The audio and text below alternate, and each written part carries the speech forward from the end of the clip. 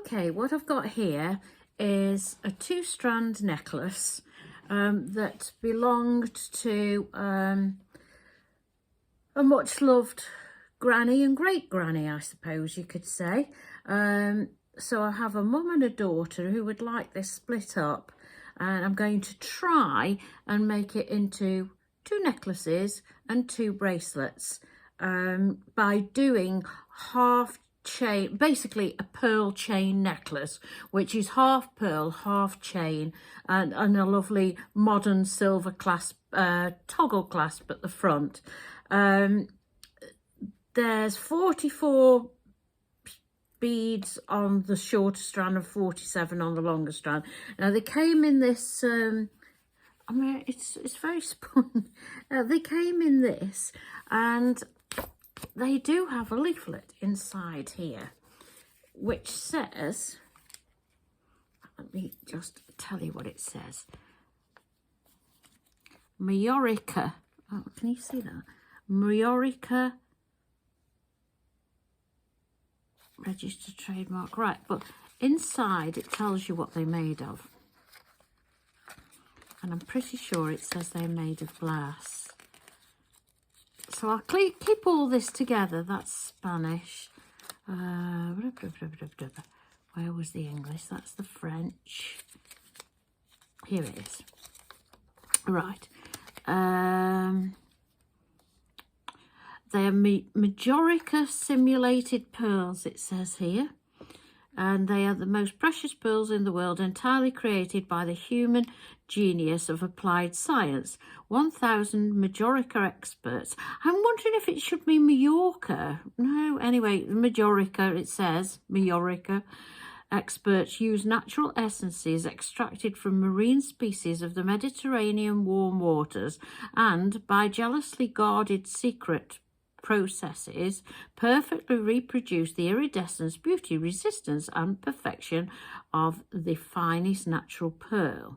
And it says Majorica simulated pearls are jewels and as such should be given the same care as natural pearls. So there's a little story about it there. So I will leave that in there for the ladies to keep and enjoy.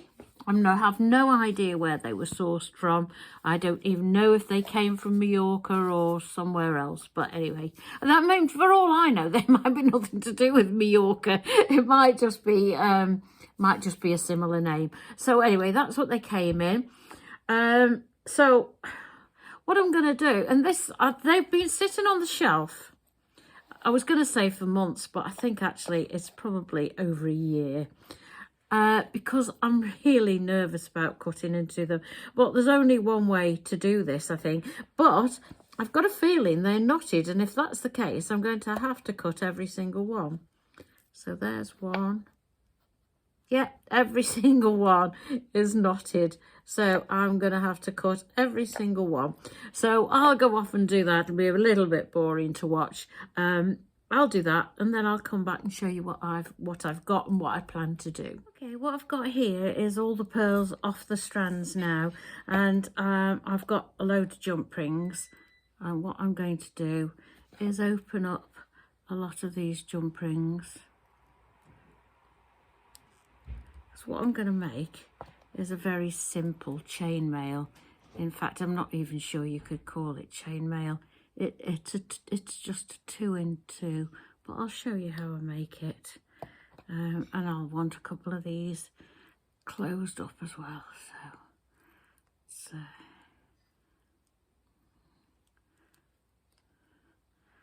close those up nicely so that there's no gap. Let's put the closed up ones on there. I won't do, obviously, I won't sit here and do 7 or 8 inches worth of this, but I will just wanted to show you where I was going with it. So there's 2 closed ones. Scoop those 2 up. And there. Oh, it's not having it, is it? Let's place them on. Actually, I'm holding the... There we go. Right, we're on it now. There we go. So those 2 will stay on there. I'll close that one up.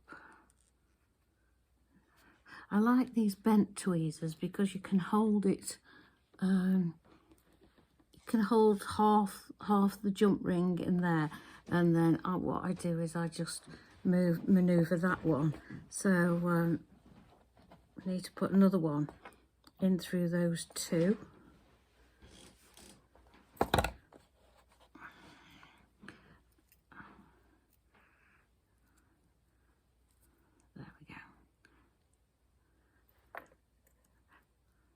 Fingers are going to be in the way most of the time doing this anyway, but I'll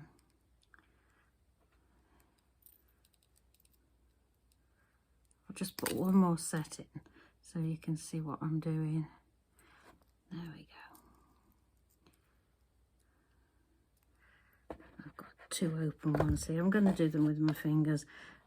Sorry if you can't see, but I'm just it's not as fiddly as I'm making it look. It's just because I'm trying to hold it away from me so that the camera can see it.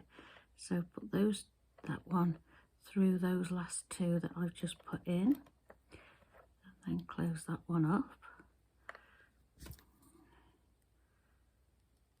There we go.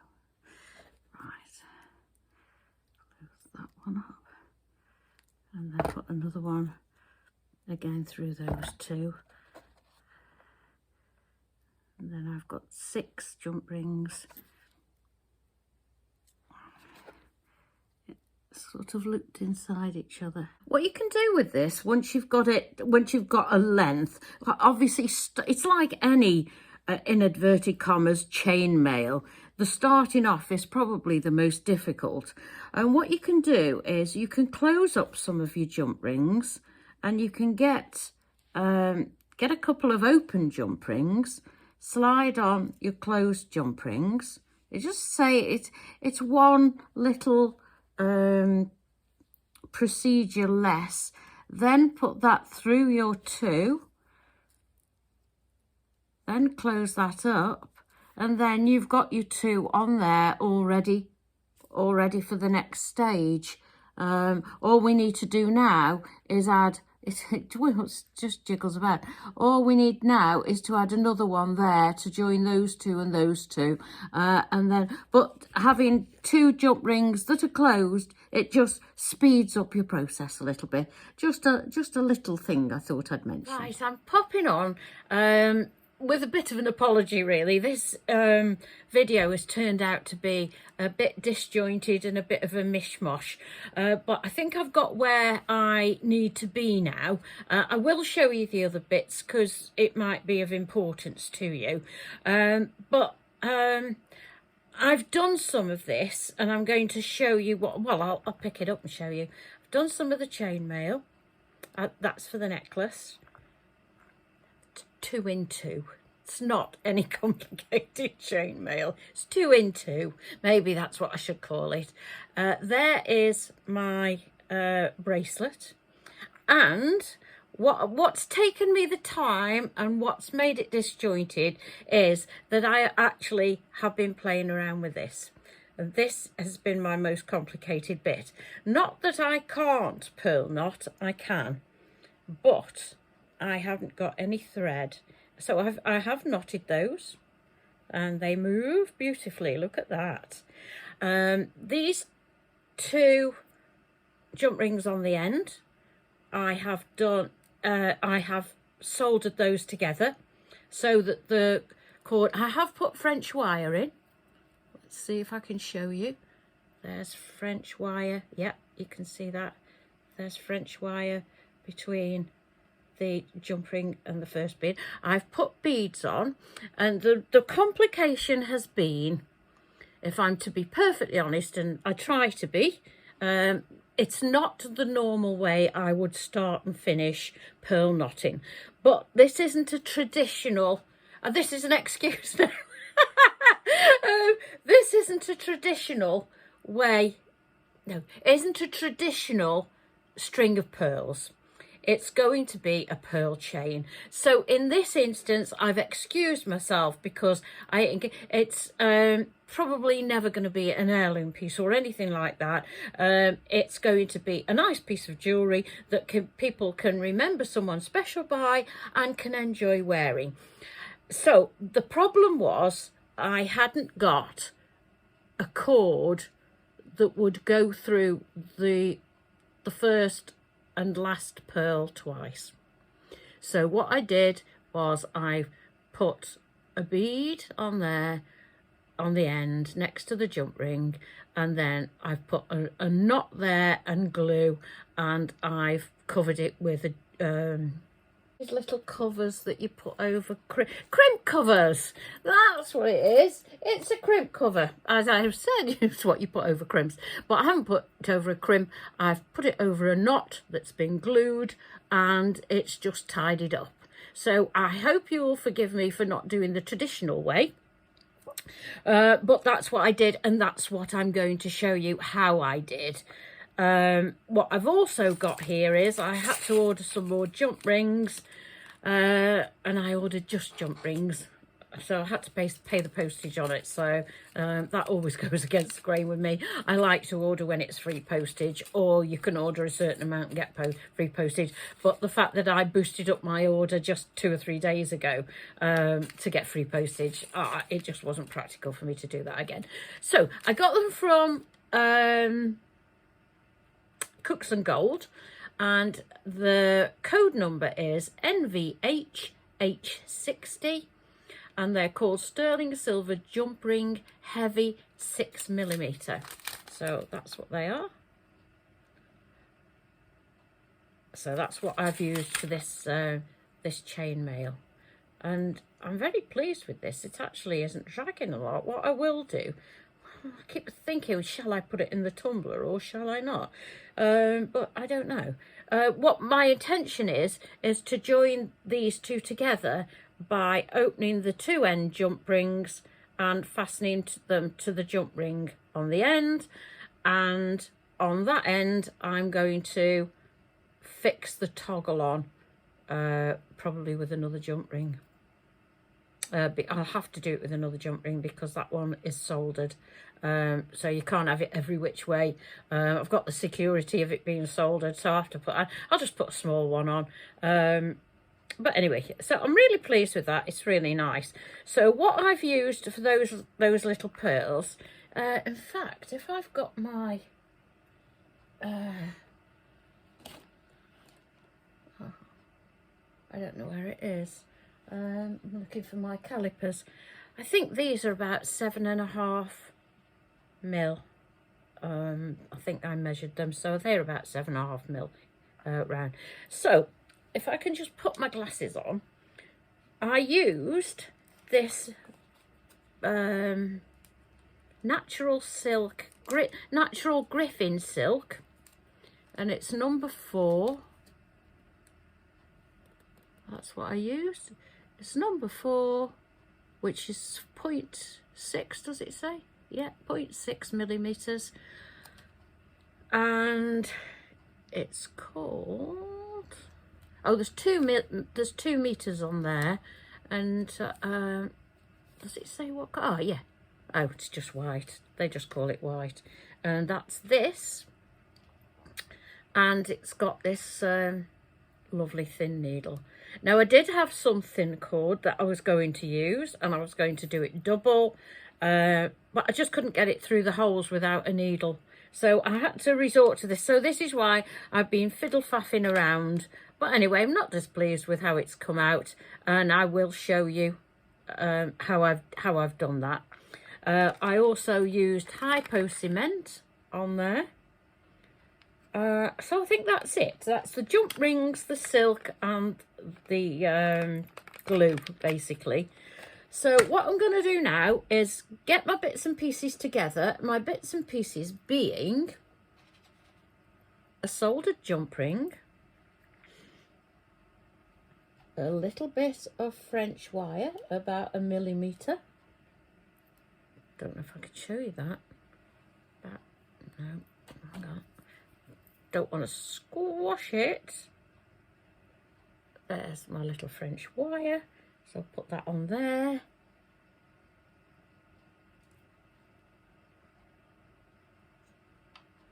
And then I've got my silver beads. They are also from Cooks and Gold. Sterling silver beads, plain round, 4mm, a pack of 20.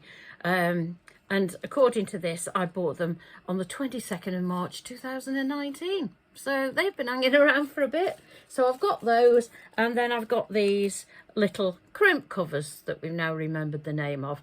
And I'm not sure where they came from. They've got a different label on. So they've probably been hanging around since 2019 as well. So that's about it. So what I'm going to do is put the camera down, let you watch what I'm doing, and I will go through the exact way I made this. Oh, I also used a little darning, well, we call them darning needles here. I don't know what you call them. Not that the eye size matters. It's just a little darning needle that I stick in the board to tighten up the cord. But anyway, once I've put the camera down, I will show you exactly how I do it. So, sorry for all the zigzagging about and all the disjointedness of the video, but hopefully that's sorted it out, and I can get a little bit more done today. So let's crack on. See you in a bit. Okay, so what I've done here is I've tied a knot in the end of my cord. I got the needle on the other end. I've then put on a pearl, a little silver bead, a piece of the French wire, and the soldered jump ring. So what I'm going to do now is to just move that needle. I use that needle stuck in there for tightening my knots, so I'll just, for the time being, I'm going to take that out. So what we're going to do next is take this needle through that silver bead again, back through, and that is going to bring, if I can, sorry, I've got my fingers in the way, I'm trying to not get it in a knot, that's the thing. But because I did the bracelet first, I've got slightly less silk. So what I'm going to do is pull that through that bead, if I can show you. It's difficult to show you without getting my fingers in the way. Right, let's see if we can do it that way. Through that bead, and if you can see it, the French wire is curling round into a little like horseshoe shape, and we've got a nice neat end. Let me see, can't actually see what you're seeing at the minute. So there we are, we've got a soldered jump ring, a piece of French wire, I can pull that a little bit tighter, and my silver bead.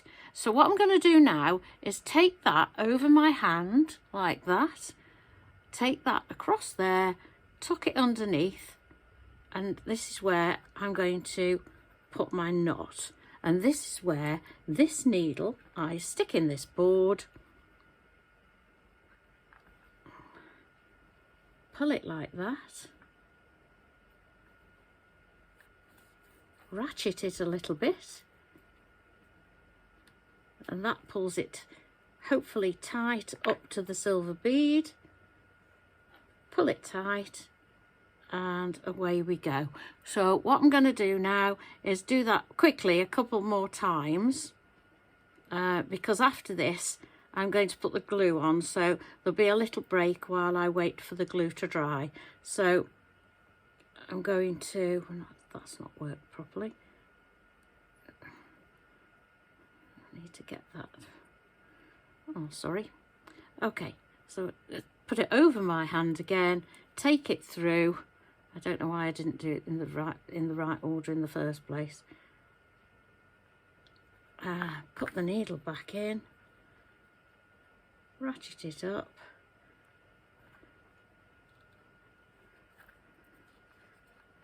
tight, tight, tight, tight,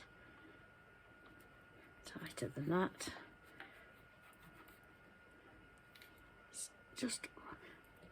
That's just flipped over, so just so you can see, and there's my knot. I'm going to take that out, push that as tight up as I can, and then there we go.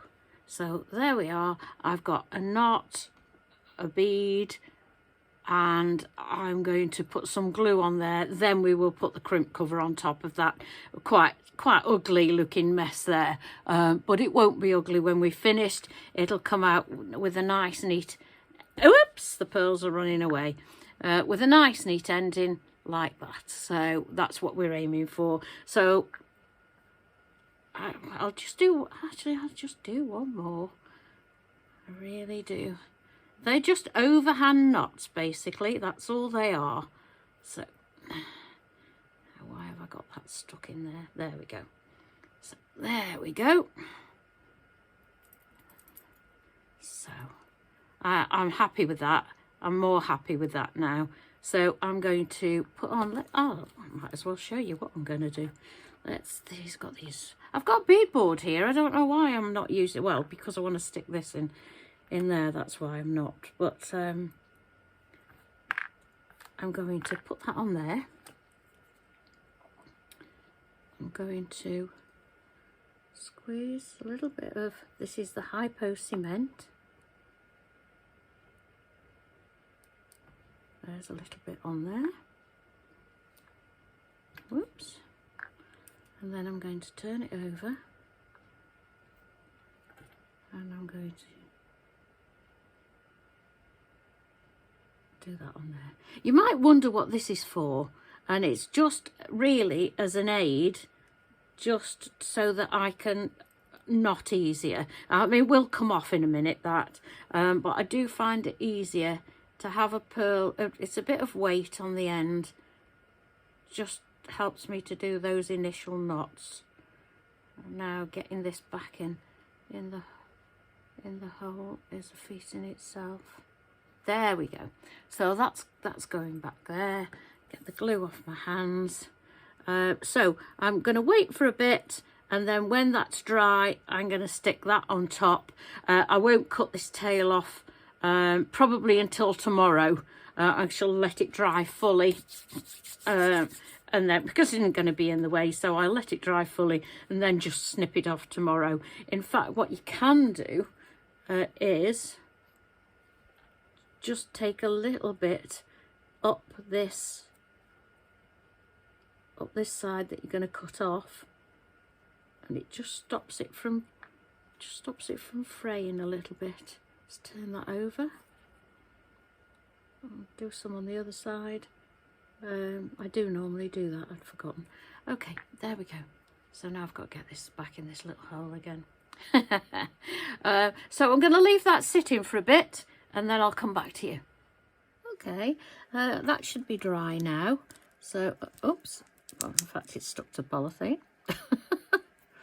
Right, let's see what we can do here. Right, I just want that knot in.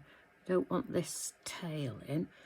So if I can just slip that over there, because they're a bit fiddly any time, but trying to hold it far away from my face so that you can see it is making it a little bit more difficult. Hang on. Right, let's see what we can do. Let's see if I can hold that like that and then slide it over the knot. That should be able to do it, I hope. Yeah, there we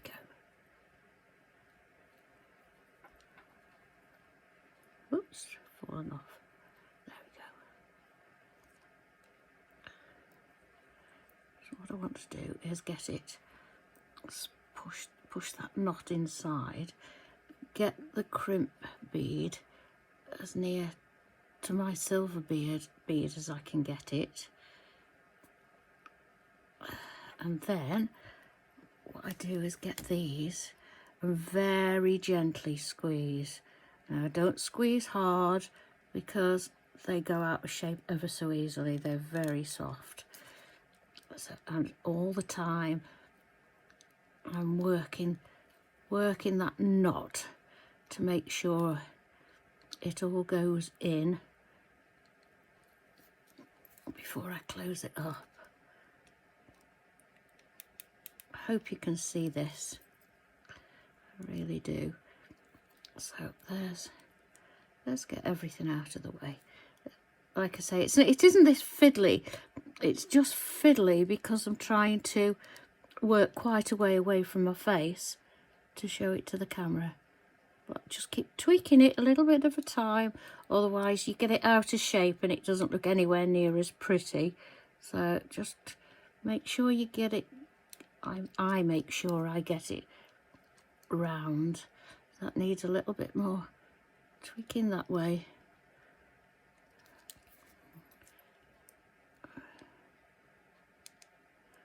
There we go. Right, actually I'm pleased with that. So there we go. I hope you can see that. I hope you've been able to see it all the time I've been doing it. So I hope I didn't miss the camera. There's some little bits of glue between those two beads, but when I cut this little tail off, I'll tidy all that up.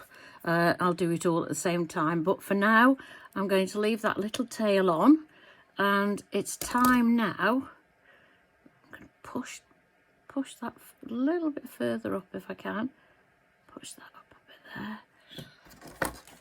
Let's squeeze that back into shape.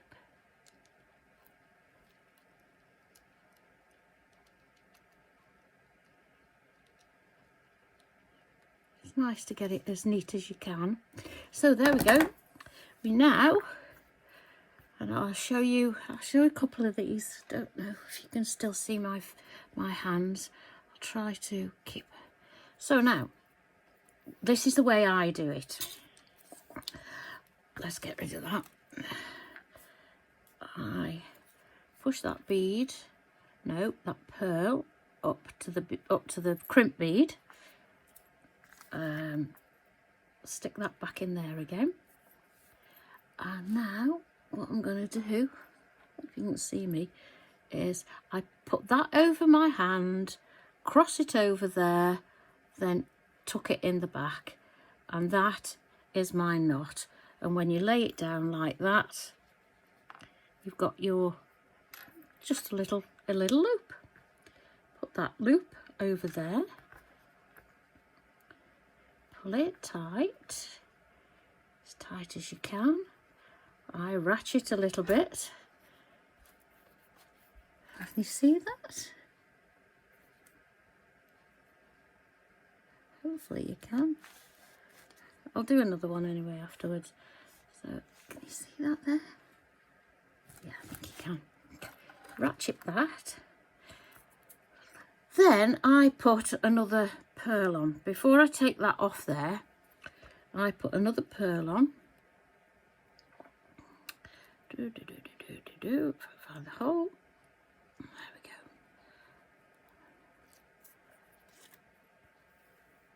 Pull that down.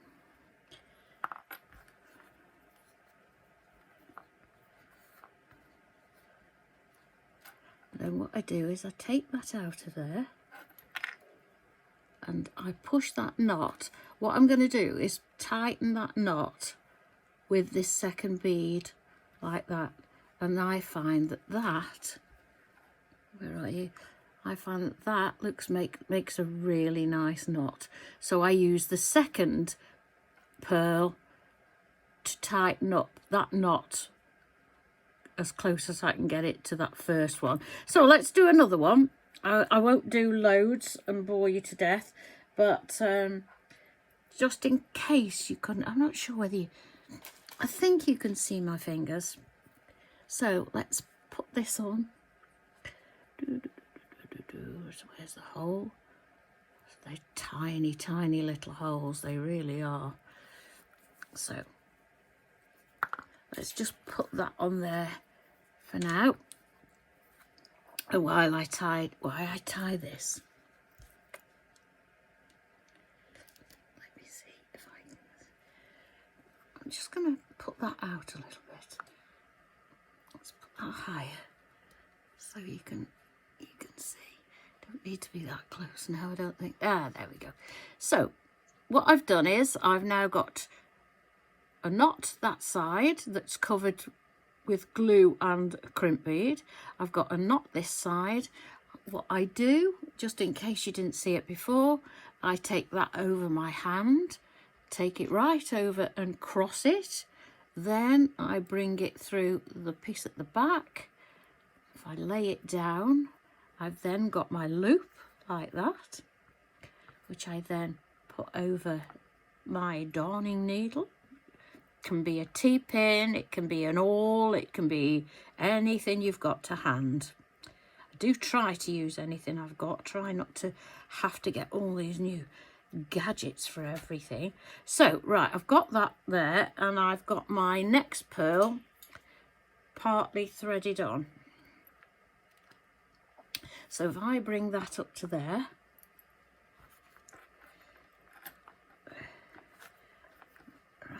ratchet that, so that's as tight.